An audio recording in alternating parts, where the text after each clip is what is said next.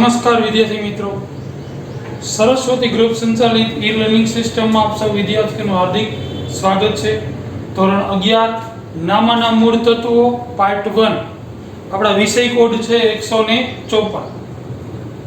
આપણે અત્યારે અભ્યાસ કરી રહ્યા છીએ ચેપ્ટર નંબર 1 હિસાબી પદ્ધતિ અને તેના પારિભાષિક શબ્દો।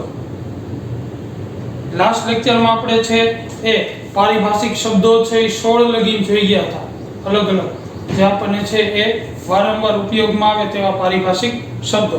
રેડી? ત્યાર પછી હવે આપણે છે એ આગળ વધશું પારિભાષિક નંબર શબ્દ નંબર 17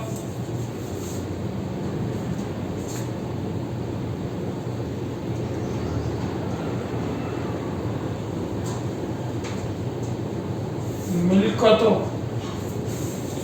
બરાબર, જેને ઇંગ્લિશમાં છે એસેટ કહેવામાં આવે છે। રેડી? હવે મિલકતોના પ્રકારો જોઈએ। અહીં આપણે છે એના પ્રકારો વિશે ચર્ચા કરીશું। તમારે છે આ પ્રમાણે હેડિંગ આપવાનું રહેશે, 17 કરીને મિલકતો, પછી નીચે આપી દેવાનું હેડિંગ પ્રકારો। એમાંનો પહેલો પ્રકાર 1 એ મિલકતો આપેલી છે બિનચાલુ મિલકતો। બિનચાલુ મિલકતો, એનો પહેલો પ્રકાર એટલે કે એ બિનચાલુ મિલકતો, જેને ઇંગ્લિશમાં નોન કરન્ટ એસેટ્સ તરીકે ઓળખવામાં આવે છે। મિલકતોને કહેવાય છે એસેટ અને કહેવાય છે નોન કરન્ટ એસેટ્સ, બિનચાલુ મિલકતો। હવે બિનચાલુ મિલકતો એટલે કેવી મિલકતો? તો કે બિનચાલુ મિલકતો એટલે એવી મિલકતો કે જે મિલકત છે 1 વર્ષ કે તેથી વધુ સમય માટે છે એ ધંધામાં રહેવાની હોય। જે મિલકત ધંધામાં 1 વર્ષ કે તેથી વધુ સમય માટે રહેવાની હોય, બરાબર, તો તેને બિનચાલુ મિલકત કે લાંબા ગાળાની મિલકત તરીકે ઓળખવામાં આવે છે। આ મિલકતનું આયુષ્ય કેટલું હોય? તો કે 1 વર્ષથી વધુ। દાખલા તરીકે જમીન, મકાન, પ્લાન્ટ, યંત્રો, ફર્નિચર વગેરે, બરાબર। આ મિલકતો ખરીદો, જમીન ખરીદો તો એ લાંબો સમય સુધી ચાલે, યંત્ર ખરીદો તો 2-5 વર્ષ સુધી ચાલે। ટૂંકમાં જે મિલકત ધંધામાં છે 1 વર્ષથી વધુ સમય માટે લાભ આપનાર હોય એવી દરેક મિલકતને છે એ બિનચાલુ મિલકત કે લાંબા ગાળાની મિલકત તરીકે ઓળખવામાં આવે છે। આ મિલકતોના છે 2 પ્રકારો છે। બિનચાલુ મિલકતોના 2 પ્રકારો છે। એમાંનો પ્રકાર નંબર 1 દ્રશ્ય મિલકતો। દ્રશ્ય મિલકતો, જેને ઇંગ્લિશમાં છે ટ્રેન્જિબલ એસેટ તરીકે ઓળખવામાં આવે છે। ટ્રેન્જિબલ એસેટ, એના નામ ઉપરથી જ એનો અર્થ કે દ્રશ્ય મિલકતો એટલે એવી મિલકતો કે જે ભૌતિક અસ્તિત્વ ધરાવતી હોય, તેને જોઈ શકાય, સ્પર્શી શકાય અને આપણે છે એ કાયદેસર રીતે એનું મૂલ્ય ઉપજી શકે એવી દરેક મિલકતને જેને જોઈ શકો, સ્પર્શી શકો, જે ભૌતિક અસ્તિત્વ ધરાવે છે, તમે કોઈને દેખાડી પણ શકો કે આ મારી મિલકત છે, એવી દરેક મિલકતને છે દ્રશ્ય મિલકતો કહેવાય છે। બિનચાલુ મિલકતનો ભાગ નંબર 1 દ્રશ્ય, બરાબર। તો આ દ્રશ્ય મિલકતોમાં કઈ મિલકતોનો સમાવેશ થઈ શકે? આપણે બીજાને બતાવી શકીએ એવી મિલકતો કઈ કઈ? તો કે જો જમીન, મકાન, પ્લાન્ટ, યંત્રો, ફર્નિચર, સ્ટોક, આ બધી દ્રશ્ય મિલકતો છે, તમે કોઈને દેખાડી શકો, રાઈટ? ત્યાર પછી એનો બીજો પ્રકાર છે અદ્રશ્ય મિલકત। દ્રશ્ય અને અદ્રશ્ય મિલકત, અદ્રશ્ય મિલકતો, બરાબર, જેને ઇંગ્લિશમાં ઇનટેન્જિબલ એસેટ્સ તરીકે ઓળખવામાં આવે છે। તો એનાથી વિરુદ્ધ અદ્રશ્ય મિલકતો એટલે એવી મિલકતો કે જેનું ભૌતિક અસ્તિત્વ ન હોય, જેને જોઈ ન શકાય, સ્પર્શી પણ ન શકાય। જો આમાં કીધું કે જેનું ભૌતિક અસ્તિત્વ હોય, જેને જોઈ શકાય, સ્પર્શી શકાય, અહીંયા જેનું ભૌતિક અસ્તિત્વ ન હોય, જોઈ ન શકાય ને સ્પર્શી પણ ન શકાય એવી અદ્રશ્ય મિલકત, પણ જ્યારે ત્યારે એનું ભૌતિક અસ્તિત્વ ન હોવા છતાં જ્યારે ત્યારે છે એનું જે તે મૂલ્ય તો ઉપજે છે. એવી દરેક મિલકતને અદ્રશ્ય મિલકતો કહેવાય. જેમ કે પાઘડી, પેટર્ન, ટ્રેડમાર્ક, કોપીરાઇટ. અદ્રશ્ય મિલકતો. પાઘડી તમે કોઈને બતાડી ન શકો કે આ મારા ધંધાની પાઘડી, આ મારા ધંધાનું છે પેટર્ન, બરાબર, પણ જ્યારે ત્યારે છે એનું મૂલ્ય તો ઉપજે છે. જ્યારે તમે ધંધો વેચો ત્યારે માલ મિલકતની કિંમત ઉપરાંત વધારાની કિંમત મળે, જેને પાઘડી કહેવાય. તમારા ધંધાનું છે નામ છે ટ્રેડમાર્ક, લોગો, એ નામ તમે કોઈને ઉપયોગ કરવાની છૂટ આપો, બદલામાં પૈસા મળે, બરાબર, અદ્રશ્ય મિલકત. ત્યાર પછી મેન પ્રકાર નંબર બીજો જોઈએ, ચાલુ મિલકતો. બી ચાલુ મિલકતો, બરાબર, જેને ઇંગ્લિશમાં કરંટ એસેટ્સ તરીકે ઓળખવામાં આવે છે. કરંટ, ચાલુ. રેડી? તો ચાલુ મિલકત એટલે કેવી મિલકતો? તો કે આ એવા પ્રકારની મિલકતો કે જેનો સમયગાળો 1 વર્ષ કરતા ઓછો હોય. અહીંયા શું કીધું હતું? તો કે જેનો સમયગાળો 1 વર્ષથી વધુ હોય એને બિનચાલુ કહેવાય. તો ચાલુ એટલે શું? તો કે જે મિલકત ધંધામાં 1 વર્ષથી ઓછા સમય માટે રહેવાની હોય અને એનું રોકડમાં રૂપાંતર થઈ જાય 1 વર્ષની અંદરમાં, એવી દરેક મિલકતને છે ચાલુ મિલકત કહેવામાં આવે છે. જે મિલકતનો સમયગાળો 1 વર્ષથી ઓછો હોય એટલે કે 1 વર્ષથી ઓછા સમયમાં એ રોકડમાં રૂપાંતર થઈ જાય એને ચાલુ મિલકતો કહેવામાં આવે છે. ફોર એક્ઝામ્પલ, રોકડ શિલ્લક, બેંક શિલ્લક, દેવાદારો, સ્ટોક, આ બધી ચાલુ મિલકતો છે. દેવાદારો, તમારે કોઈ પાસે પૈસા લેવાના છે, એ દેવાદારો કહેવાય. એ દેવાદારો છે તમને પૈસા આપી જાય, એ હંમેશા 1 વર્ષથી ઓછા સમયમાં જ આપવાના હોય, બરાબર. સ્ટોક, આજે તૈયાર માલનો સ્ટોક છે, કાલે વેચાઈ જાય, રોકડમાં રૂપાંતર થઈ જાય. તમારી પાસે રોકડ રકમ છે, તમે કોઈ ખર્ચ ચૂકવી દો, રોકડ રકમ વહી જાય. બેંકમાં પૈસા પડ્યા છે, કોઈ જરૂરિયાત ઊભી થાય અને બેંકમાંથી ઉપાડી આવો, રોકડમાં રૂપાંતર થઈ ગયું. તો આવી દરેક મિલકતને ચાલુ મિલકત કહેવાય કે જેનો સમયગાળો 1 વર્ષથી ઓછો હોય. ત્યાર પછી એનો જ પ્રકાર ત્રીજો, ત્યાર પછીનો પ્રવાહી મિલકતો. પ્રવાહી મિલકતો, જેને ઇંગ્લિશમાં લિક્વિડ એસેટ્સ તરીકે ઓળખવામાં આવે છે. હવે પ્રવાહી મિલકતો એટલે શું? તો કે ચાલુ મિલકત એના પેટા પ્રકાર તરીકે છે એ પ્રવાહી મિલકત તરીકે ઓળખવામાં આવે છે. ચાલુ મિલકત છે એના પેટા પ્રકાર તરીકે પ્રવાહી મિલકતને ઓળખવામાં આવે છે. એટલે કે આમાં છે જે મિલકતો હોય એમાંથી સ્ટોક એક ન ગણો તો બાકી જે મિલકતો વધે એને પ્રવાહી મિલકત કહેવાય. ચાલુ મિલકતોમાં કઈ કઈ આવે? તો કે દેવાદારો, રોકડ શિલ્લક, બેંક શિલ્લક, લેણી હુંડી, આખરનો સ્ટોક વગેરે. તો એમાંથી સ્ટોક છે, આખરનો સ્ટોક બાદ કરી નાખો, બાકી બધી જે વધશે, બાકી બધી એટલે દેવાદારો, રોકડ શિલ્લક, બેંક શિલ્લક, લેણી હુંડી, એ બધી પ્રવાહી મિલકત છે. જો એમાં સ્ટોક ઉમેરી દો તો ચાલુ મિલકત થઈ જાય.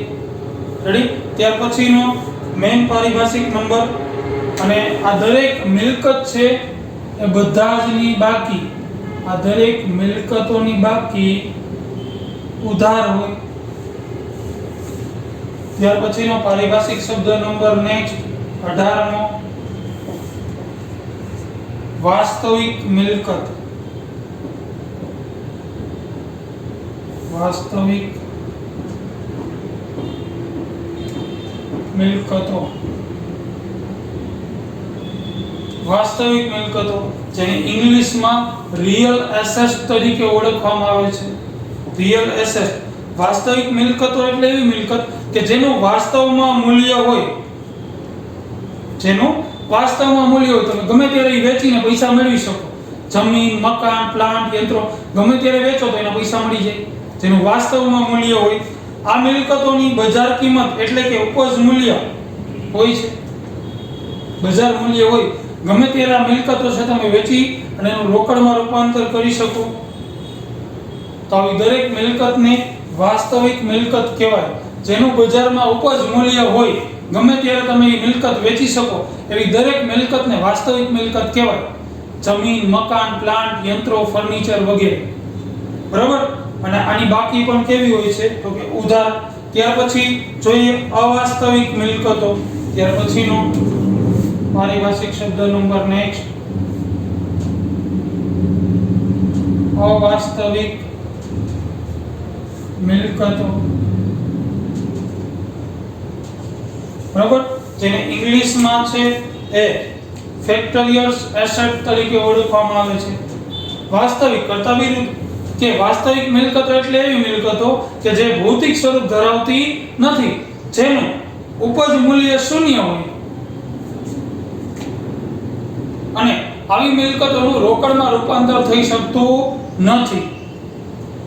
જેનું ઉપજ મૂલ્ય શૂન્ય હોય, જેનું ભૌતિક અસ્તિત્વ ન હોય અને જેનું રોકડમાં રૂપાંતર ન થઈ શકે એવી દરેક મિલકતને અવાસ્તવિક મિલકત કહેવાય. જો અહીંયા ભૌતિક સ્વરૂપ હોય, રોકડમાં રૂપાંતર થઈ શકે ગમે ત્યારે, બરાબર, એને વાસ્તવિક કહેવાય. ભૌતિક સ્વરૂપ ન હોય, રોકડમાં રૂપાંતર ન થાય, બરાબર, ઉપજ મૂલ્ય શૂન્ય હોય, એને અવાસ્તવિક મિલકત કહેવાય. જેમ કે પ્રાથમિક ખર્ચા, જાહેરાત ઝુંબેશ ખર્ચા, આ બધા ખર્ચા, જાહેરાતના ખર્ચા, તમે જાહેરાતનો ખર્ચ એકાયરે 5 વર્ષનો ચૂકવી દીધો છે તો એ તમારી માટે એક પ્રકારની છે અવાસ્તવિક મિલકત કહેવાય. પણ એ વર્ષ પૂરું થાય એટલે વર્ષનો જે ખર્ચ થયો હોય એ છે બાદ થઈ જાય. બાકી 4 વર્ષના જે અગાઉથી ચૂકવેલા છે એ તમારી વાસ્તવિક મૂલ્ય, વાસ્તવિક મિલકત, અવાસ્તવિક મિલકત કહેવાય છે. જે તમે રોકડમાં રૂપાંતર ન કરી શકો, જે તમે ખર્ચ પેટે ચૂકવી દીધા છે એ પાછા ન લઈ શકો. બરાબર. કોઈ મકાન ભાડે રાખ્યું 5 વર્ષના કરારે, 5 વર્ષનું ભાડું અત્યારે તમે આપી દીધું છે તો અત્યારે તમારા માટે અવાસ્તવિક મિલકત છે, કારણ કે તમે ભાડું અગાઉથી આપેલું છે, પણ એમાંથી કઈ રોકડ ન ઉપજે, એ રોકડ પાછી ન મળે. બરાબર. એ 5 વર્ષ સુધીનો લાભ મળે તો આ બધી મિલકતોને અવાસ્તવિક મિલકત કહેવામાં આવે છે. ત્યાર પછી નેક્સ્ટ આની બાકી પણ કેવી હોય, બંનેની બાકી તો કે ઉધાર હોય છે. ત્યાર પછી જોઈએ 20મો ઉપજ. જેને ઇંગ્લિશમાં છે રેવન્યુ તરીકે ઓળખવામાં આવે છે. રેવન્યુ આપણે અગાઉ જોઈ ગયા છે આવક. તો ધંધામાં છે માલ, સેવા, માલ અથવા સેવા ગ્રાહકોને વેચવામાં આવે. તમે જે વસ્તુનો વેપાર કરો છો અથવા જે સેવા આપો છો એ તમે ગ્રાહકોને આપો ત્યારે ધંધાને ઉપજ થઈ તેમ કહેવાય. બરાબર. જો ઉધાર વેચાણ કરવામાં આવે અને પૈસા ભવિષ્યમાં મળવાના હોય તો એ ધંધાને ઉપજ થઈ એમ જ ગણવામાં આવે છે. ટૂંકમાં ઉપજ એટલે શું તો કે તમે જે ચીજ વસ્તુનો વેપાર કરો છો અથવા જે સેવા આપવાનો ધંધો કરો છો એ તમે આપો અને પૈસા ત્યારે મળે અથવા ભવિષ્યમાં મળવાના થાય તો એ ધંધાની ઉપજ થઈ એવું કહેવામાં આવે છે. ફોર એક્ઝામ્પલ, તમે છે એ ચોક બનાવો છો તો ચોકનું વેચાણ કરો જે પૈસા મળે અથવા ભવિષ્યમાં મળે એને ઉપજ કહેવાય. અથવા કોઈ ટ્રાન્સપોર્ટનો ધંધો કરે છે તો ભાડેથી છે કઈ ટ્રક કે આઈસર ગમે તે આપે છે અને એનું ભાડું મળે એને ઉપજ કહેવાય, અથવા ભાડું પછી મળવાનું હોય તો એ ઉપજ કહેવાય. ક્લિયર? ત્યાર પછીનો પારિભાષિક શબ્દ માલનો સ્ટોક. 21મો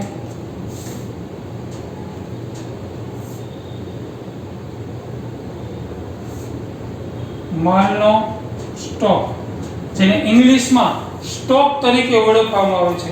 હવે વેપારી દ્વારા છે વેપાર કરવાના હેતુથી જે માલ ખરીદવામાં આવે, વેપારી જે વસ્તુનો વેપાર કરે છે એ કાચો માલ ખરીદે અથવા તૈયાર માલ ખરીદીને વેચતો હોય તો એ માલ ખરીદે અને વેચાણ સિવાયનો જેના ધંધામાં પડ્યો રહે એને છે માલનો સ્ટોક કહેવાય છે. જે વસ્તુનો તમે વેપાર કરો છો એ વસ્તુ તમારા ધંધામાં પડી રહી વેચા વગરની, તમે ખરીદ્યો 5000 નંગાઈ જે ખરીદ્યા એમાંથી 3000 વેચાઈ ગયા, 2000 પડ્યા છે તો એને માલનો સ્ટોક કહેવાય. અથવા તમે કોઈ વસ્તુ બનાવીને વેચો છો તો કાચો માલ ખરીદો છો ત્યારે છે એ ખરીદો કાચો માલ ત્યારે છે 10000 વસ્તુનો કાચો માલ ખરીદો છો, એમાંથી 10000 વસ્તુ બની, બરાબર, એમાંથી 5 દર વેચાણી, 5 દર પડી છે, તો એ 5 દરને શું કહેવાય? માલનો સ્ટોક તરીકે ઓળખવામાં આવે છે. ત્યાર પછી નેક્સ્ટ લેણી હુંડી.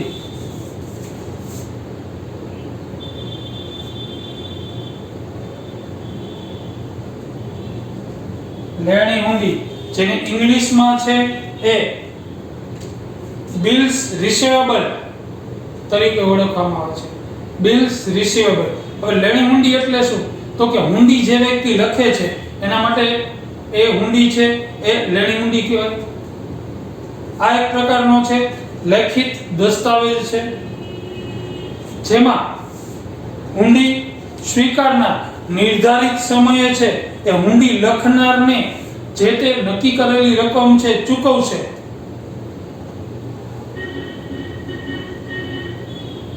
એવી છે એ જવાબદારી સ્વીકારે છે. બરાબર, હુંડી લખનારને પાક્યા તારીખે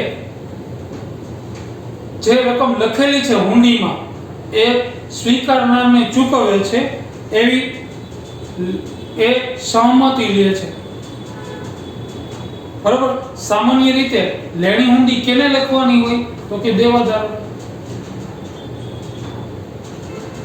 હવે આપણે અગાઉ છે એ દેવાદારો જોઈ ગયા હતા. બરાબર, દેવાદારો એટલે કોણ? તો કે આપણે જેની પાસે પૈસા લેવાના છે એ વ્યક્તિ આપણા માટે દેવાદારો કહેવાય. હવે આ હુંડીની પ્રોસેસ શું હોય? હુંડી હવે જ્યારે છે એ આપણે કોઈને ઉધાર વેચાણ કરી છે ત્યારે છે એ પૈસા ચૂકવવાનો સમયગાળો અગાઉથી નિશ્ચિત હોય છે. 2 મહિના, 3 મહિના, 4 મહિના, 6 મહિના વગેરે. બરાબર, પછી એ સમયગાળો પૂરો થવાને 4-5 દિવસની વાર હોય એટલે જે વ્યક્તિ પાસે પૈસા લેવાના હોય એ વ્યક્તિને છે એક ચિઠ્ઠી લખવામાં આવે આપણા ધંધા તરફથી. દાખલા તરીકે એ વ્યક્તિ છે એ બી વ્યક્તિને ઉધાર માલનું વેચાણ કરે 3 મહિનાની શરતે. 3 મહિનામાં 5 દિવસની વાર હોય છે એટલે છે એ નામનો વ્યક્તિ છે એ બી નામના વ્યક્તિ ઉપર ચિઠ્ઠી લખે. એને હુંડી કહેવાય નામાની ભાષામાં. કે ભાઈ તું મારી પાસેથી આટલી તારીખે આટલો માલ લઈ ગયો તો જેની કુલ રકમ છે આટલી છે. બરાબર, 10,000, 5,000. હવે ઈ રકમ તારે મને નેક્સ્ટ આટલી તારીખે છે એ ચૂકવવાની છે. બરાબર, જેમ કે 10,000 રૂપિયા આપણે અત્યારે ફોર એક્ઝામ્પલ 10,000 ચૂકવવાના છે એવી હુંડી લખે. એ લખે છે, લખનાર છે. હવે ઈ બી ને મોકલાવશે એટલે બી શું કરશે? એને સ્વીકારશે. આ સ્વીકારી અને એમાં સહી કરશે. પછી નીચે એમાં લખશે કે ઈ પૈસા જેટલા ચૂકવવાના છે કેવી રીતના આપશે? રોકડા આપશે, ચેક આપશે, રૂબરૂ આવીને આપી જશે કે કોઈ વ્યક્તિ ભેરા મોકલાવશે? કેમ આપશે? એ હુંડીમાં નીચે લખે સહી કરીને કે ભાઈ હું આટલી તારીખે આ પૈસા આવી રીતના આપીશ. પછી એ ચિઠ્ઠી પાછી મોકલે એટલે છેલ્લે કેની પાસે આવે? લખનાર પાસે. એટલે આપણે કીધું ને કે લખનાર માટે હુંડી લેણી હુંડી છે. જે સ્વીકારે એના માટે કેવી હુંડી? તો કે દેવી હુંડી. લખનાર માટે લેણી હુંડી. બરોબર, આ વ્યક્તિ લખે, આ સ્વીકારે, એમાં સહી કરે અને એમાં વચન આપે કે હું આટલી તારીખે આટલા પૈસા આવી રીતના આપીશ અને એ લખી સહી કરીને રિટર્ન કરે. એટલે આપણે કીધું ને કે લખનાર જે હોય એના માટે લેણી હુંડી. લેણી હુંડી છે એ પરત આવે. પછી હુંડી સ્વીકારનાર છે એ એવું લેખિતમાં વચન આપે છે કે હું એમાં નક્કી કરેલા પૈસા નક્કી કરેલી તારીખે હું આપીશ એવું વચન આપે અને રિટર્ન કરે. આ હુંડીને કહેવાય લેણી હુંડી. રેડી? આની ઉપરથી ને આવશે દેવી હુંડી.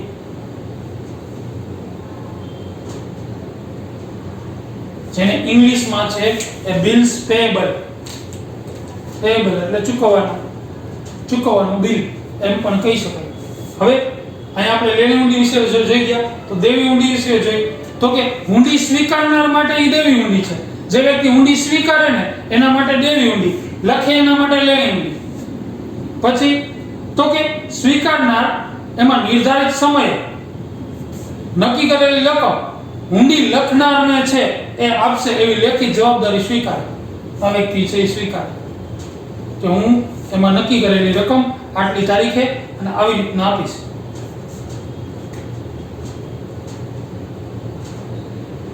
રેડી? આવી જવાબદારી સ્વીકારે એને દેવી હુંડી કહેવાય.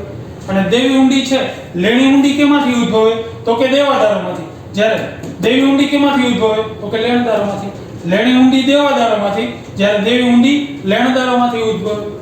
એનો મતલબ એવો કે આપણે ચૂકવવાના કોઈને હોય તો એ વ્યક્તિ આપણી ઉપર લખે ત્યારે આપણે સહી કરી અને એમાં વચન કે જે તે જવાબદારી સ્વીકારી પરત કરવાની. એ આપણા માટે દેવી ઊંડી. આપણે કોકને લખી એ આપણા માટે લેણી ઊંડી. લેણી ઊંડીની ઉધાર બાકી હોય, જ્યારે દેવી ઊંડીની જમા બાકી હોય. રેડી? તો આ રીતના છે લેણી ઊંડી અને દેવી ઊંડી આ દેવાદારો અને લેણદારોમાંથી ઉદ્ભવે છે. ક્લિયર? તો તમારે છે એ આટલા પારિભાષિક શબ્દો સૌપ્રથમ ઉપર હેડિંગ આપવાનું 17 કરીને મિલકતો, નીચે હેડિંગ આપી દેવાનું પ્રકારો, પછી એ કરીને બિનચાલુ મિલકતો જે તમને સ્લાઇડમાં છે આપેલું છે વ્યવસ્થિત પોઈન્ટ વાઇઝ.